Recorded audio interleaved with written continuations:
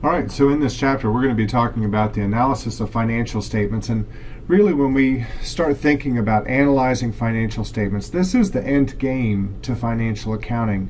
This is the reason that accountants do debits and credits and follow the accounting equation, is because accountants do what they do in order to provide information to someone else, to an external user or to an internal user. And we all do our job the same way so that that information is the same. That's what makes it comparable. But we also do it based on a set of rules so that it's relevant and reliable. But it is the financial statements that we provide to the users, and that really is the reason that we do accounting, is to provide that information to users.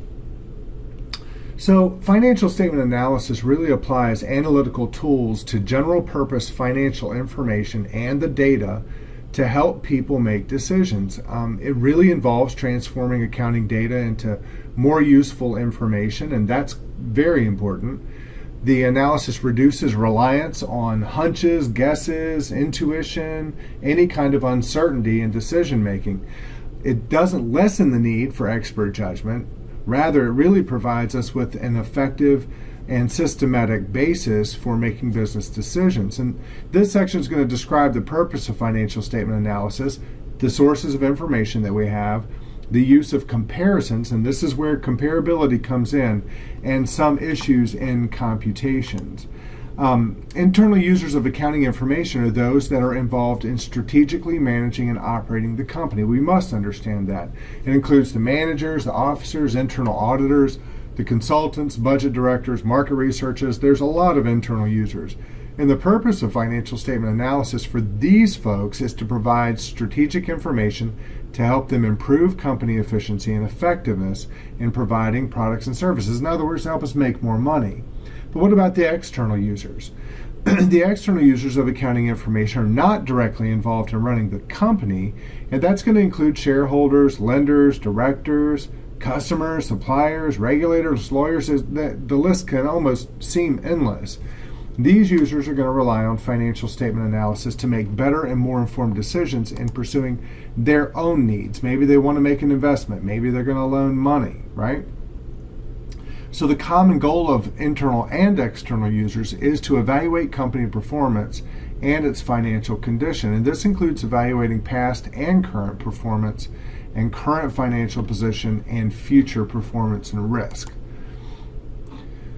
So when we take a look at the building blocks of analysis, we need to understand that financial statement analysis focuses on one or more elements of a company's financial condition or its performance.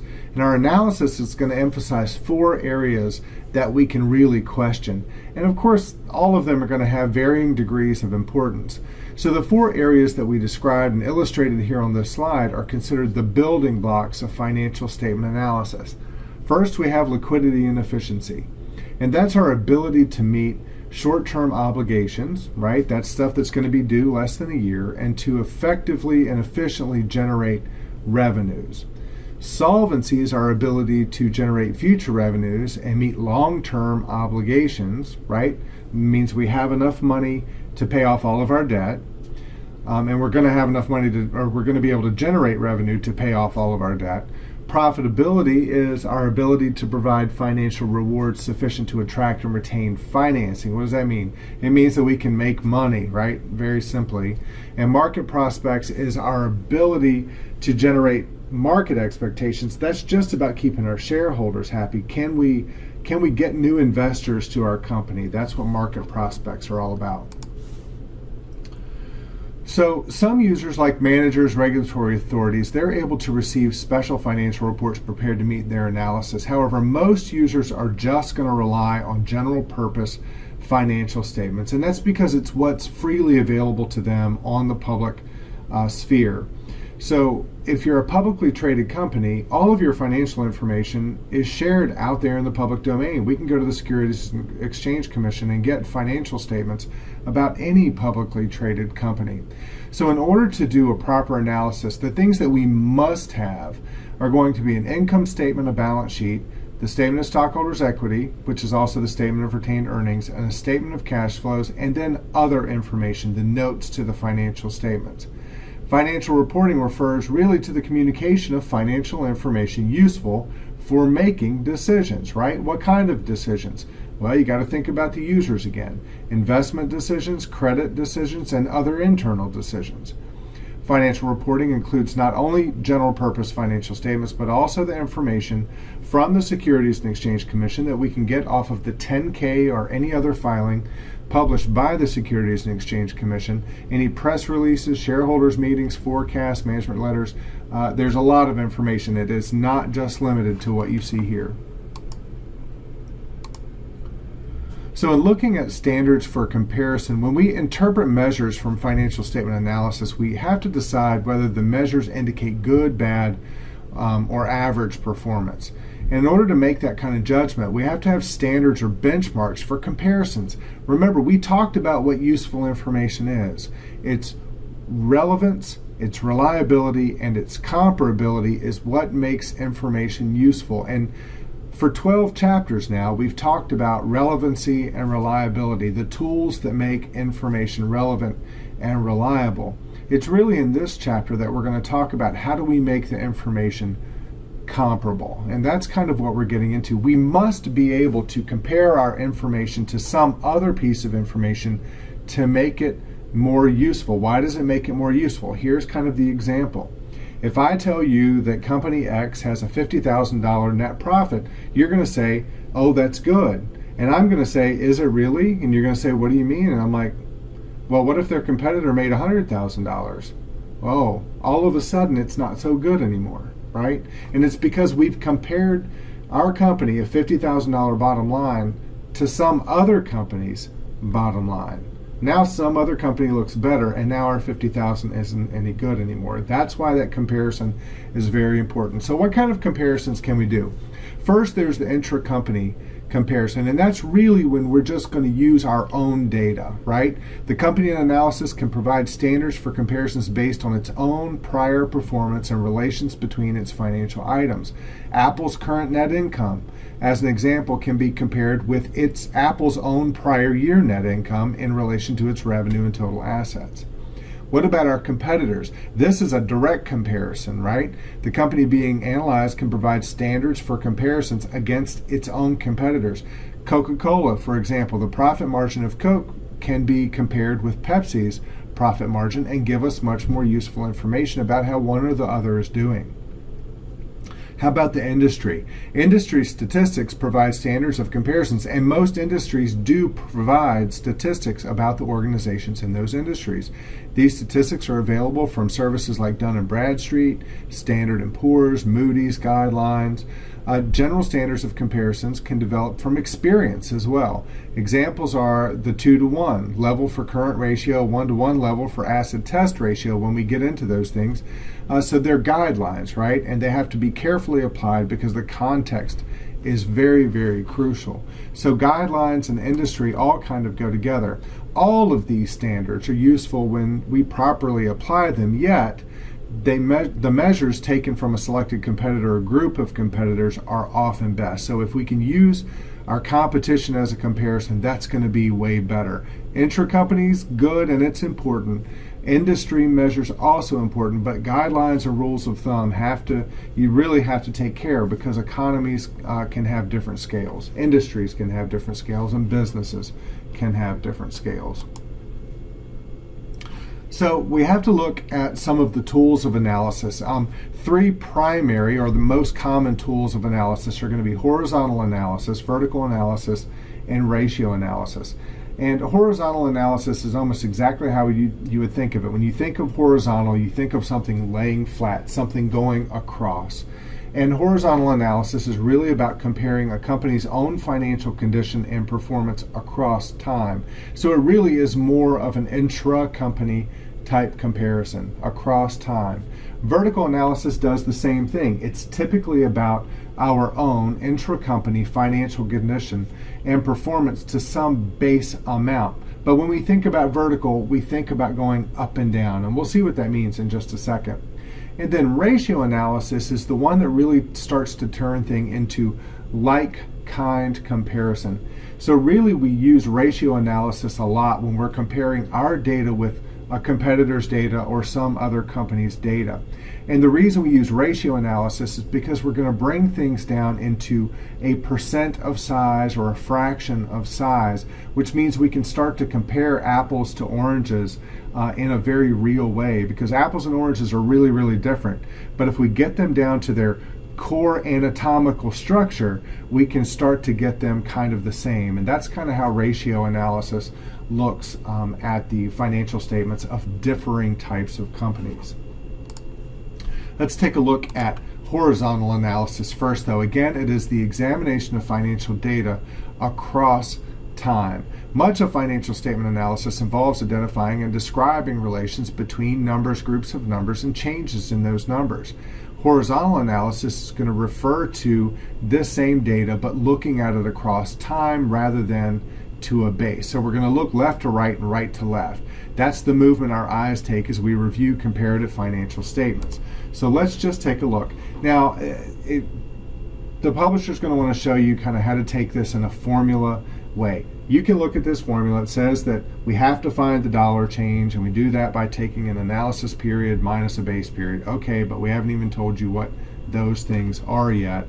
And then, in order to find the percent change, we're going to take the dollar change divided by the base period times 100. But let's look at what that really means. So this is a comparative balance sheet. I'm going to come back to the comparative balance sheet in just one second, because I know this data is really small. I'd rather explain this on the comparative income statement.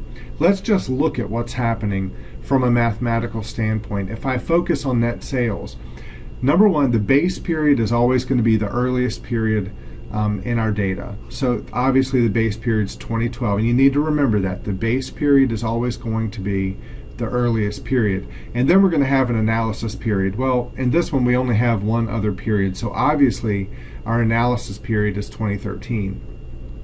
To find the dollar change, it's quite simple. We take the difference between the 2013 number and the 2012 number on any given line. So 170,910 minus 156,508 equals 14,402. That's our dollar change. What does it mean? It means that in 2013, net sales was $14,402 more than 2012. Great. Now, you could have said easily and very, very quickly, if you didn't have this information, that this is more than this, right? But you'd have to do the math to see how much more. When you do analysis, you figure out what that is for every line. Operating expenses, $1,884 more in 2013 than it was in 2012, because I just compared these two numbers. Okay, quite simple, right? Horizontal analysis. How do I find the percentage change? You simply take the dollar change divided by the base period. So if I take 14,402 divided by 156,508, I get a 9.2% change. Down here, operating expenses. If I take 1,884 divided by 13,421, I get a 14% change. What does it mean? It means that in 2013, net sales was 9.2% higher than it was in 2012. And that's good information, right? It's good to kind of see that perspective, because while I might not be able to take my net sales of this company and compare it to some other company, I can see that net sales for Apple has increased by 9.2%, and maybe I can go look at, I don't know, McDonald's and see that their net sales has increased by 15%. They're very, very different companies, and they're going to have a very, very different level of net sales. You just can't compare them based on a raw dollar change because the companies are so different, but I can absolutely compare their percentage change. Okay, that's it for horizontal analysis. We simply go across time, right? Line by line by line, find the dollar change, and then to find the percent change, take the dollar change divided by the earlier period. I'm going to go back to the balance sheet and show you that it's just the same thing. Let's just focus on one number. If you look at total assets, if I take the 207,000 minus the 176,064, I get a $30,936 change. To find 17.6%, it's 30,936 divided by 176,064. Quite simple. All right, so what about trend analysis? Do you think I always just look at one period to an earlier period? And the answer is absolutely not. Typically, we can look at 3, 4, 5 periods at a time, but you really don't want to try to find the dollar change between every single period to the other. It's going to make a huge, huge mess, right? So this is where we kind of get into trend analysis. And all we're really doing is we're comparing every year to the base period. Well, again, the base period is always the earlier year. So in this case, base is always 2009. So I'm going to compare 2010 to 2009, 2011 to 2009, 2012 to 2009, and so on. And look at how I figure this out. Why is 2009 100%? Because 42,905 divided by 42,905 is 100%. But what is 65,225 divided by 42,905? It's 152%. And what does that mean? It means that 2010 sales increased by 152% over 2009. What about 2012? 156,508 divided by 42,905 is 364.8%. What does it mean? It means the net sales in 2012 is 364.8% higher than 2009. That's trend analysis. And when we do trend analysis, we can typically come up with some nice graphical representations of what happens. It usually aids analysis, right? This slide shows the trend percents from the prior slide in a line graph. This can help us identify trends and detect changes in direction or even magnitude. And it shows us the trend line for revenue consistently exceeds that for operating expenses and for cost of sales. The marked increase in cost of sales in 13 is concerning because Apple probably has a long-run profitability and it might suffer if those costs aren't controlled. So we get a really, really, really good graphical representation of this. So in looking at vertical analysis, otherwise called common size statements, really we're looking in an up and down fashion, right? But again, we're here looking at a formula, and I think it's just easier to look at the data itself. So balance sheet's hard to see, it's small, so let me go to the income statement, and let's take a look at what this says. So when we're doing vertical analysis, there is no base period for analysis. Instead, there's typically one amount on the financial statement that becomes a base amount. So we're always comparing 2012 to some number in 2012 and then 2013 to some number in 2013. And when we're looking at an income statement, what we're looking at as our base is always going to be the net sales number. So we're comparing numbers to net sales. You can confirm this by seeing that net sales is 100%, and it means that 156,508 is 156,508 of itself, right? It's 100%. So how do we do this? Well, if I want to compare cost of goods sold, I take the 87,846 divided by 156,508, and that gives me 56.1%. What does it mean? It means that cost of sales or cost of goods sold is 56.1% of sales, right? What about research and development? 3381 divided by the 156,508 says that research and development is 2.2% of sales, right? So never are we crossing the line here. It's completely vertical. Every number in this column is going to be compared to net sales. Same thing over here. If I look at the gross margin, 64,304 divided by 170,910 is 37.6, right? Means gross margin in 2013 is 37.6 of net sales. I want to go ahead and show you one that we're going to see in a little while when we do ratio analysis. But if we take net income divided by net sales, here in 2012, I get 26.7%. This is known as profit margin. What is your profit margin? Right? 26.7%. And what that really means is that for every dollar I sell, I get to keep 26.7 cents. Right? I mean, that's really what that comes down to. So I get to keep 26.7% of every sale as my profit. And that's all there really is to vertical analysis. I'll show it to you on the balance sheet as well. I'm going to go back one slide. In the balance sheet, we always use total assets as our analysis number, right? So every number in the 2012 column is going to be divided by 176,064 to come out to its related percentage. Same thing in 2013. Every number, even this 2625 divided by 207,000 equals 1.3%. What does it mean? I mean, if we look, I can tell that my long-term debt in 2013, 8.2% of all my assets are taken up by long-term debt. That's really, really, really useful information. All right. With common size percents, we can also turn it into common size graphics. I don't know what they're trying to do here. I would never make a graphic that looks like that. That just seems a little bit ridiculous. Give me a pie chart any day. But certainly we can bring everything down into a percentage of a whole. That's what common size does for us.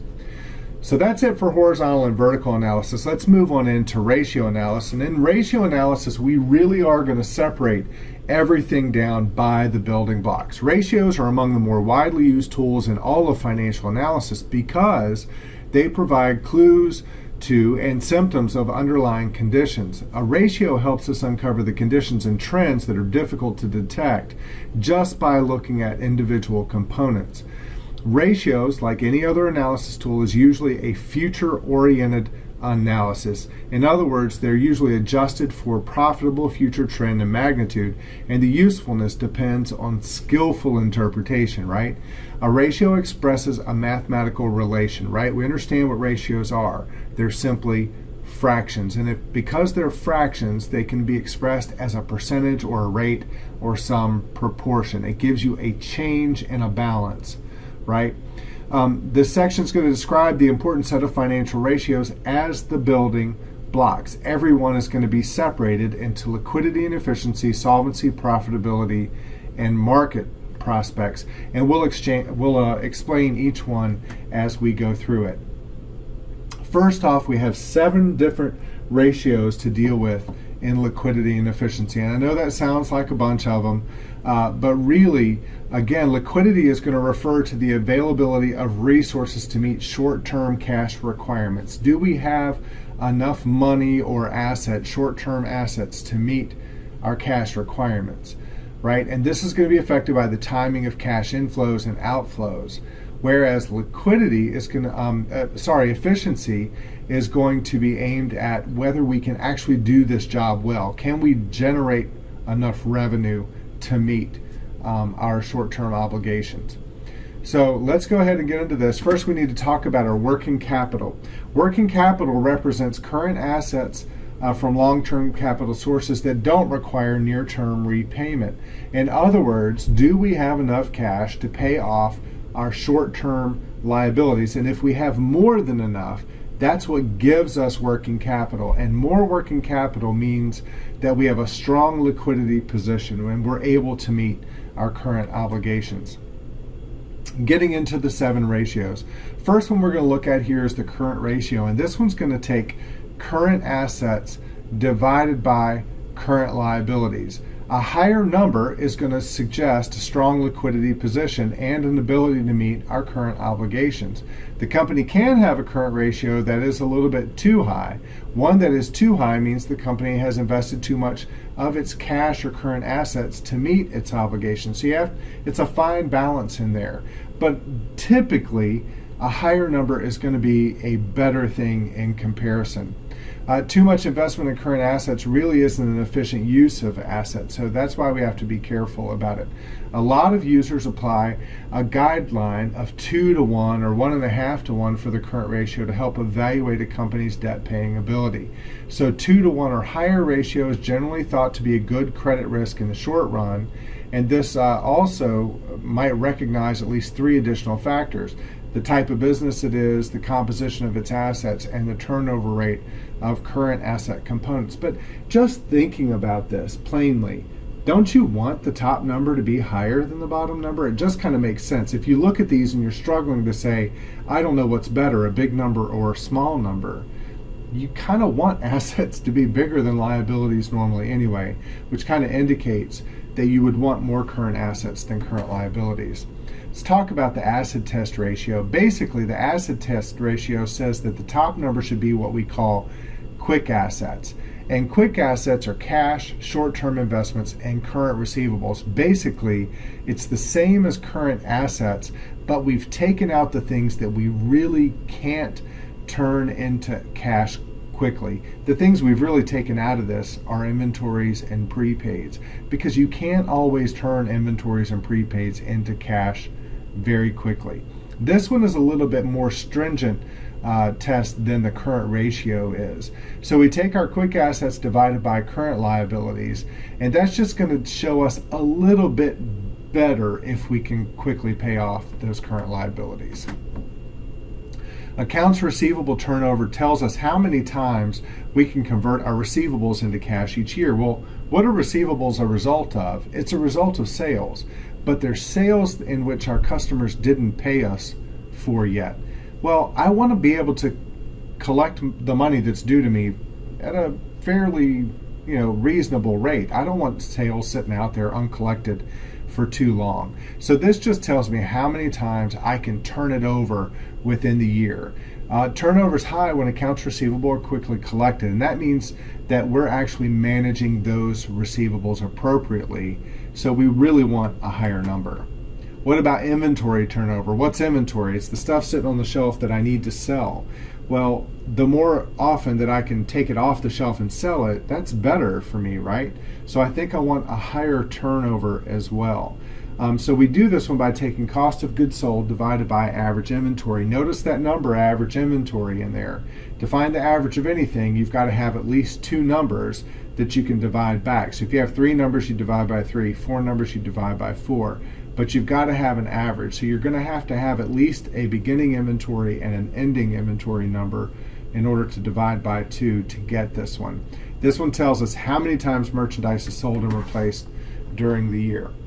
Days sales uncollected is related to the accounts receivable turnover, and actually it looks like the formula is flipped, or the ratio is flipped, because the receivables turnover had net sales divided by average accounts receivable.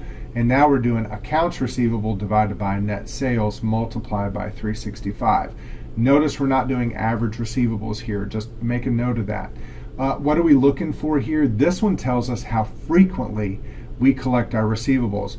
So if a company is normally collecting, if a company has terms of net 30 days, and this returns, I don't know, a 60, 90, or 120 day turnaround, obviously we're not keeping up with our terms. We're really not collecting. So the higher this number is, the worse off we are.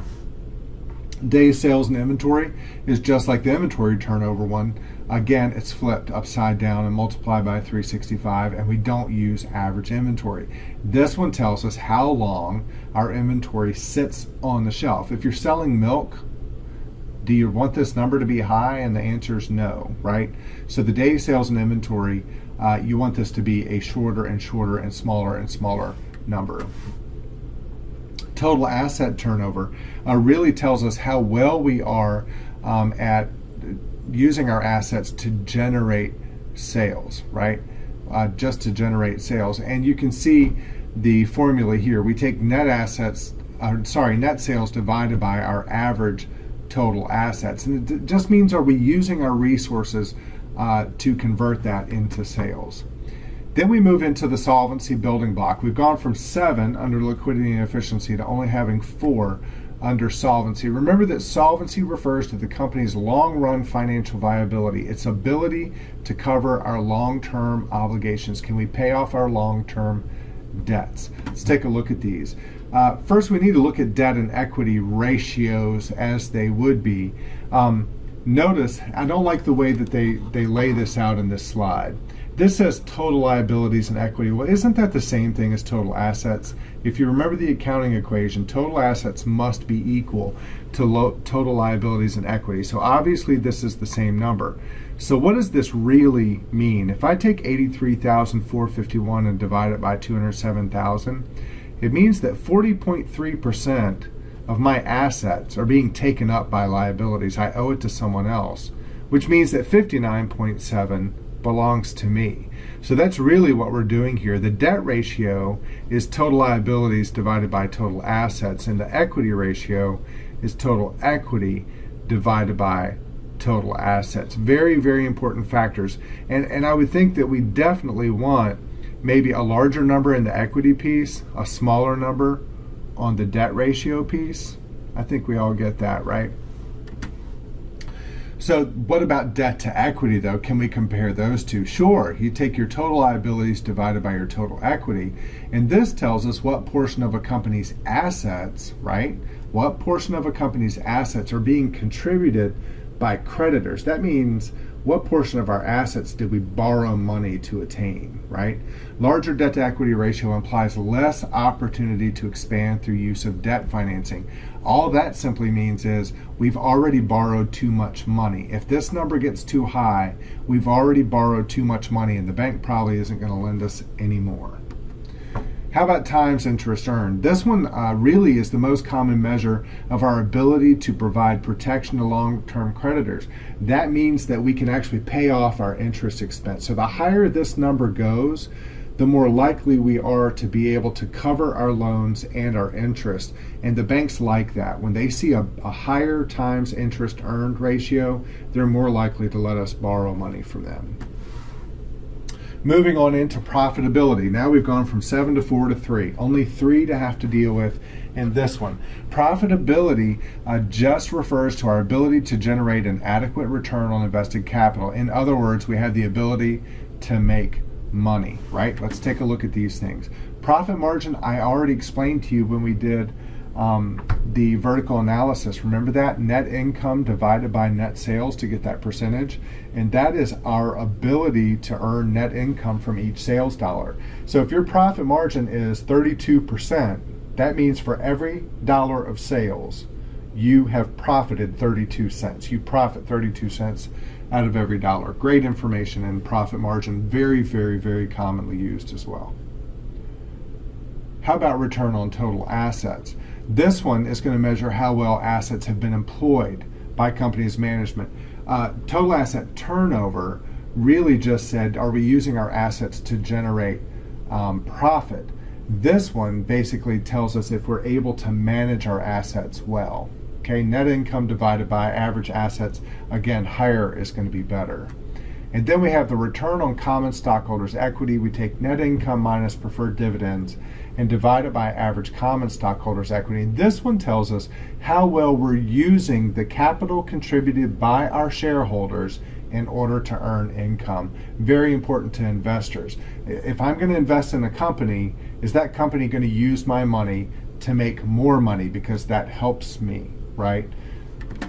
All right, and then we look at market prospects. From 7 to 4 to 3 to 2, this is the last of the building blocks. We look at price earnings ratio and dividend yield. And all we're looking at in market prospects is the ability to attract investors, keeping our shareholders happy and attracting investors. The price earnings ratio is the one that investors use most often because it helps them kind of gauge the stock's price. Is the stock priced appropriately? Because if the P/E ratio is too high, it means that the stock is priced on the market too high. It's not earning enough for the price that it's listed at. And if the price earnings ratio is low, then it means that it's probably a good deal. It's earning more than it is actually priced at. So we typically find investors buying stock when the P/E ratio falls below 1, and probably staying away from stock when the P/E ratio goes above 1. And then we get over to dividend yield, kind of wrapping up the marketability. Dividend yield is annual cash dividends divided by the market price per share, and this one tells us whether or not, or what kind of yield, how much of a dividend a particular stock is going to push out to shareholders. Remember that dividends are voluntary by the board. Not all stocks are going to produce dividends. So, some's going to have just a dividend yield of 0. Investors look at this because some investors are buying stocks simply for the stock appreciation in value. Basically, they just want the market price to grow so they can sell it higher later. But older investors typically look for dividend yield because they're using that dividend as a fixed income to live on, kind of like getting interest. All of these ratios are listed out in your textbook. If you're using edition 6 of the textbook, then this is page 603 in your text, and if you're using edition 7, it's page 605. But it lists all of those ratios out. You'll see that they're kind of grouped up by the building blocks of liquidity and efficiency, solvency, profitability, and market prospects.